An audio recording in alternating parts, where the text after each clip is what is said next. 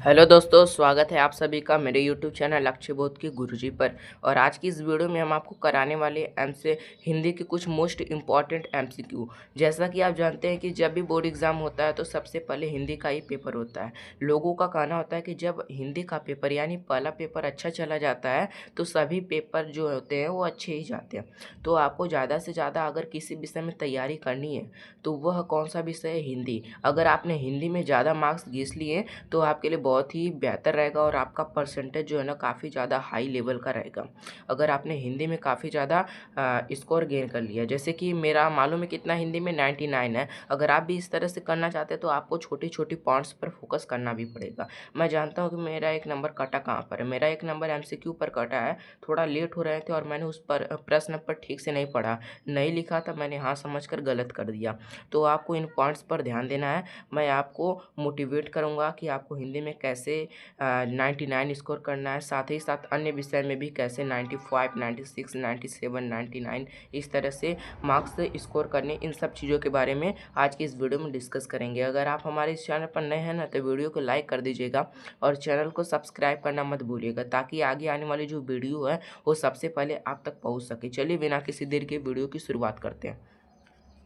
यहाँ पर मैं आपको हिंदी के कुछ पॉइंट्स के बारे में बताऊंगा जो कि मोस्ट इम्पॉर्टेंट टॉपिक है। मोस्ट इम्पॉर्टेंट क्या है?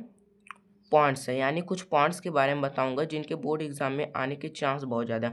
पॉइंट्स यानी यहीं से क्वेश्चन आपको बनता हुआ दिखेगा। जैसे कि क्वेश्चन किस तरह से बनेगा कि भारतेंदु युग का अन्य नाम क्या है? तो क्या है? नवजागरण काल है। यानी भारतेंदु युग का अन्य नाम क्या है? नवजागरण काल। आपको इस पर ये एक प्रकार का आपका पॉइंट्स हो गया। यानी आप शॉर्ट नोट बना रहे हैं तो आप भारतेंदु युग लिख लीजिए, अन्य नाम बराबर नवजागरण काल। इस तरह से आपका शॉर्ट नोट बन सकता है। जिस तरह से मैंने यहाँ पर शॉर्ट नोट बनाया है, अगर आप इस तरह से बनाना चाहते हैं तो कम समय में काफ़ी अच्छा आपका क्या बन जाएगा? नोट्स बन जाएगा।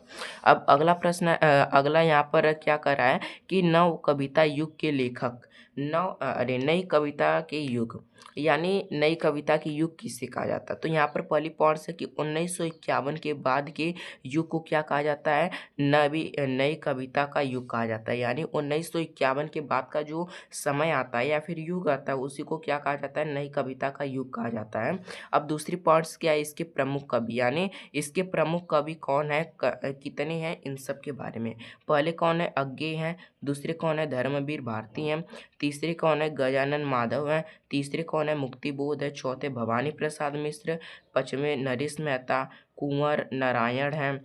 जगदीश गुप्त हैं और शमशेर बहादुर सिंह है। यानी आपको इन पर ज़्यादा फोकस करना है। आपको यहाँ से किस प्रकार का प्रश्न बनता हुआ दिख सकता है, मैं आपको बताने का तरीका बता रहा हूँ। पहला पूछेगा कि निम्नलिखित में से कौन नई कविता युग के लेखक है? आपको कोई इनमें से एक नाम दे देगा और अन्य 3 कवि के नाम दे देंगे जो कि इस युग से संबंधित नहीं होंगे। तो आपको यहाँ से प्रश्न बनता हुआ दिख सकता है। यानी आपको एक एक नज़र इन पॉइंट्स पर दे देना होगा, क्योंकि 1 नंबर का आएगा तो आपका 1 नंबर कट भी सकता है एमसीक्यू में। अगर आपका 100 में से 100 सपना है लाने का तो आपको 99 आ सकता है, तो आपका 1 नंबर टूट सकता है। इसलिए आपको इन पर हल्की निगाहों से आपको क्या करना है?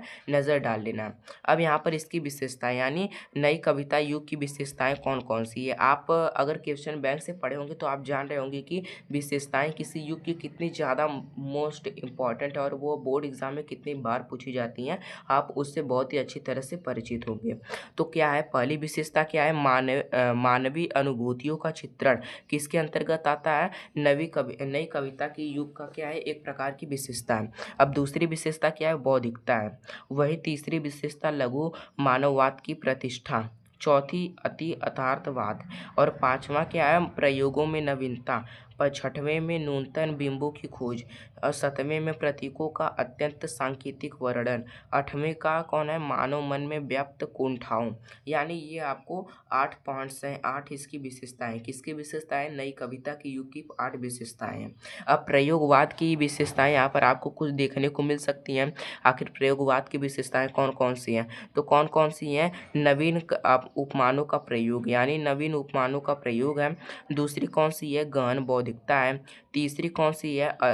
अति यथार्थवादी दृष्टिकोण है। वहीं पर चौथी जो है वो घोर व्यक्तित्व है। पश्चिमी यहाँ पर व्यंग तथा कटुक्तियों का प्रयोग आपको दिख जाएगा, जो किसकी विशेषता है, यहाँ पर प्रयोगवाद की विशेषता है। वहीं पर पांचवी है मुक्त छंदों का प्रयोग हो जाएगा।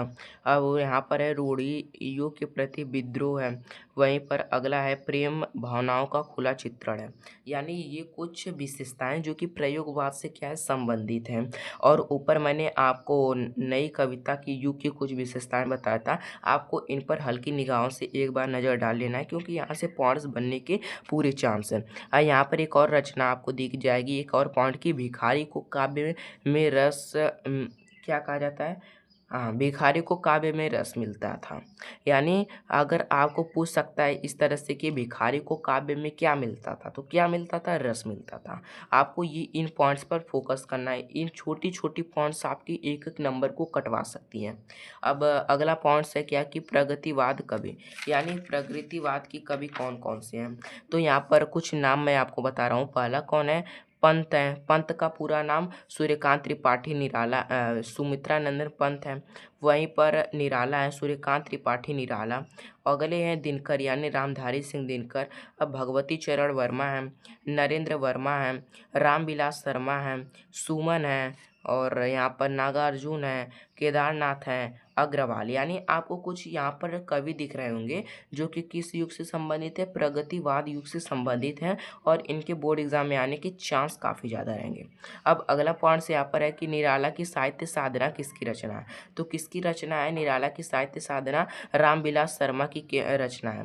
अब अगला पॉइंट है कि गोरी नज़रों में हम किसकी रचना है, प्रभाकर माचवे की है, जो कि यात्रा साहित्य है। अब तंत्रालोक से यंत्रालोक तक किसकी रचना है, योग डॉक्टर नगेंद्र की, और यह एक यात्रा साहित्य है यह भी। अब अगला पॉइंट है परिवाजक की कथा और पद चिन्ह किसकी रचना है, शांति प्रिय द्विवेदी की है। वहीं पर दुलाई वाली किसकी कौन सी विधा है, तो कहानी है विधा, और रचना किसकी है, दुलाई वाली किसकी रचना है, बंग महिला की, जिसका वास्तविक नाम क्या है, राजेंद्र वाला घोष। अब यहाँ पर इरावती किसकी रचना है, यह जयशंकर प्रसाद की है, और कौन सी विधा है, उपन्यास है। साहित्य लोचन किसकी रचना है, बाबू श्याम सुंदर दास की, और विधा कौन सी है, आलोचना है। आपको इन पर फोकस करना है।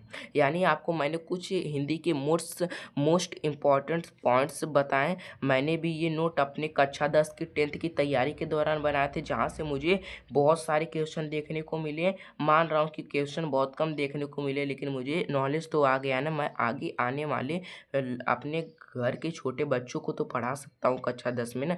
बस आपको इतना ही नॉलेज रहना चाहिए। यानी मैंने कुछ आपको पॉइंट्स के बारे में बताएं जिनके बोर्ड एग्जाम में आने के बहुत ज़्यादा चांस रहेंगे, और यहाँ से मैंने खुद प्रश्न को लड़ता हुआ दिखाया, यानी बोर्ड एग्जाम में आते हुए दिखाया, जहाँ पर ये मैंने आपको कुछ पॉइंट्स के बारे में बताया। धन्यवाद। अगर आपको ये वीडियो थोड़ी भी पसंद आई हो तो वीडियो को लाइक कर दीजिएगा और एक प्यारा सा कमेंट कर दीजिएगा। मिलते हैं किसी अगली वीडियो में नए टॉपिक के साथ।